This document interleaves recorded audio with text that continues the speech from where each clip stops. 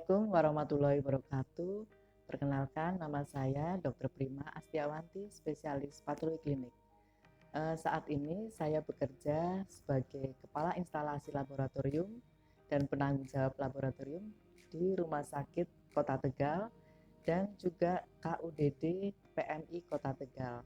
Tapi sebelumnya jangan lupa subscribe, like, dan komen. Pada kesempatan hari ini kita akan perbincangkan tentang donor darah.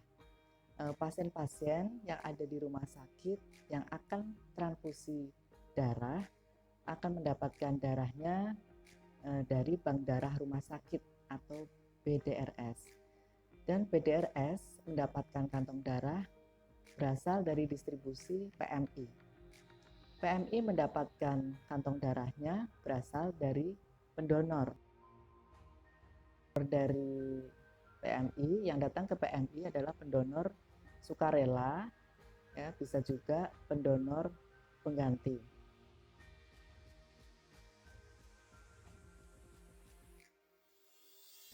Bahwa donor darah itu menyehatkan, ya, karena jika seseorang mendonorkan darahnya, tubuhnya akan menggantikan volume darah dalam waktu 48 jam setelah donor.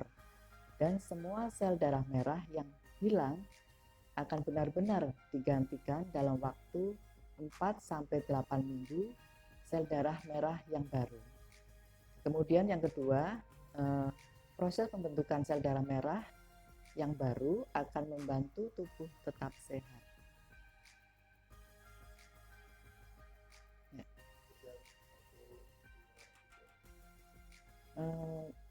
Kita harus donor darah, ya. Pertama, itu karena donor darah merupakan kegiatan positif dan mulia untuk menolong sesama kita. Kemudian kedua, untuk membantu mereka yang membutuhkan darah dalam situasi yang mendesak, misalnya di rumah sakit. Donor darah bermanfaat juga untuk penerima donor dan juga pendonor, di mana juga membantu melancarkan sirkulasi darah serta memaksimalkan darah dalam paru.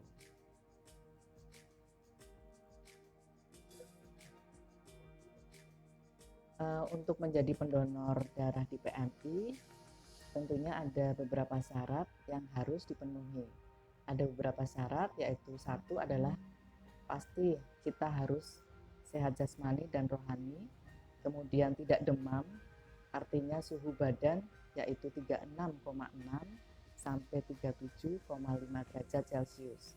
Kemudian usia adalah 17 sampai 60 tahun, di mana jika sampai 65 tahun usia pendonor adalah pendonor yang rutin. Sedangkan usia yang 17 tahun harus dapat izin dari orang tua.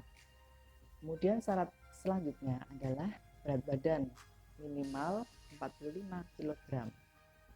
Selanjutnya adalah tekanan darah sistol 100 sampai 160 mm Hg dan diastol 70 sampai 100. Kemudian kadar Hb, ya, minimal untuk wanita adalah 12 gram per sen dan untuk laki-laki adalah 12,5 gram per sen. Selanjutnya, persyaratan selanjutnya adalah jumlah penyumbangan per tahun adalah maksimal 5 kali.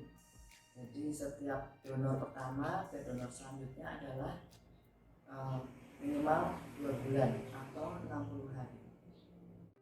Selain persyaratan sebagai pendonor, ada beberapa orang yang memang tidak boleh menyumbangkan darahnya dikarenakan karena satu, ada penyakit jantung, kemudian penyakit paru-paru, adanya kanker, hipertensi, diabetes mellitus, kemudian penyakit perdarahan yang abnormal atau kelainan perdarahan, kemudian epilepsi, hepatitis C, hepatitis B, kemudian sifilis, ketergantungan narkotika, kecanduan minuman alkohol, yang terakhir adalah mengidap HIV atau AIDS atau resiko tinggi HIV dan AIDS.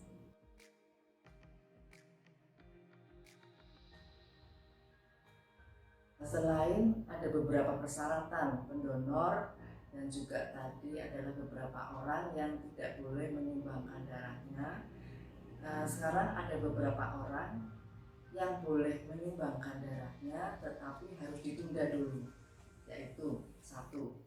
Demam atau influenza, kita harus menunggu 1 minggu setelah sembuh. Kemudian 2, setelah cabut gigi, yaitu menunggu 5 hari setelah sembuh. Kemudian yang 3, setelah operasi kecil, yaitu kita tunggu 6 bulan setelah itu ya. Selanjutnya setelah operasi besar, yaitu ditunggu 1 tahun. Kemudian setelah transfusi kita tunggu 1 tahun. Dan setelah melakukan tindakan tato atau tindik atau tusuk jarum atau transplantasi, kita tunggu 1 tahun. Kemudian jika kontak dengan penderita hepatitis, kita tunggu 1 tahun juga. Jika sedang hamil, kita tunggu 6 bulan setelah melahirkan. Jika sedang menyusui, kita tunggu 3 bulan setelah berhenti menyusui. Kemudian setelah sakit malaria, kita bisa menunggu 3 tahun setelah bebas dari gejala malaria. Kemudian setelah berkunjung di daerah endemis malaria, ditunggu 1 tahun.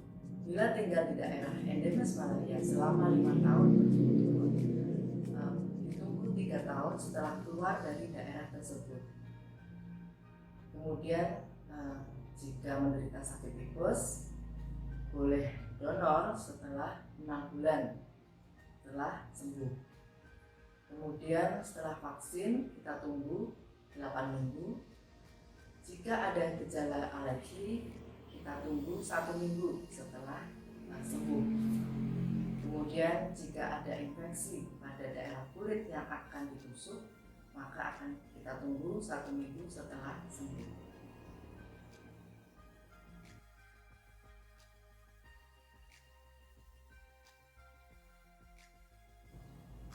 Ada beberapa tahap yang nanti dijalani oleh seorang calon pendonor, yaitu 1 adalah registrasi, di mana teman-teman bisa beregistrasi dulu di loket depan, yaitu mengisi formulir pendaftaran dan beberapa kuesioner kesehatan. Kemudian tahap selanjutnya adalah pemeriksaan pendahuluan, yaitu yang diperiksa adalah kadar HB, kemudian berat badan, kemudian pemeriksaan golongan darah.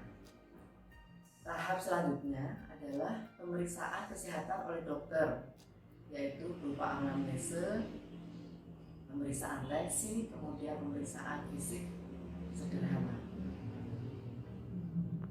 Tahap selanjutnya, calon pendonor masuk ke dalam ruangan aftab. Kemudian sebelum diambil darahnya harus mencuci lengan, ya. Lengan kiri dari ujung ke siku, kemudian lengan kanan seperti itu juga sama. Kemudian dilakukan pengambilan darah oleh petugas atau analis yang berkenan.